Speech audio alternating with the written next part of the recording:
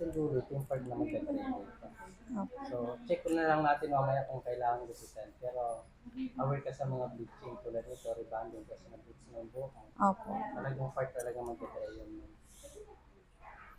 Hindi doon sa kulay na gusto mo. Gusto mo man na pagka-ash. Ash. Okay. Gawin ko basta lang, kaya lang ng buhok mo ha. Sige po. Kaya dito ka lang. Hindi po. Santa Rosa, Laguna pa ako.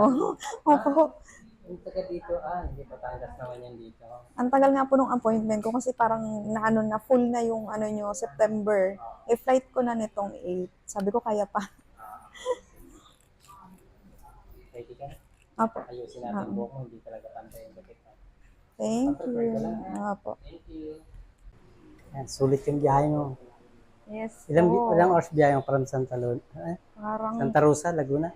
parang 2 hours. 2 hours. Worth it talaga. Yan Sobrang yun. ganda. Kasi gray yung gusto mo. Kala ko hindi ko na ma-achieve yung kulay na gusto Kasi nga ko. yun sa previous ng buhok mo. Hmm. Yan, kinaya naman ng buhok mo. So happy. Dadalhin Diba? ko ang mga pennies dito. 10 years younger. Hmm. Ang ganda ng pagka-gray Nakakabata. niya. Saka hanggang loob na siya. Yung layer mo, kumusta? Okay Okay na yung naman gupit? po. Okay, nice ka na yung gupit niya. Kanina mahaba kasi yun dito.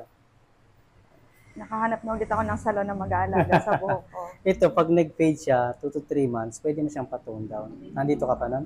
Nasa abroad? Alis kasi ako nitong 8. Ah. June na balik ko. Diyan na balik. Next year? Mm-mm. Okay. Pagbalik mo na lang. Oo. Tapos mahaba na yun, hanggang dito na yun. No? Oo. Balites ulit Babalik gagawin ako na. dito. Thank you. Thank you po. Kunan ko ng video yung likod.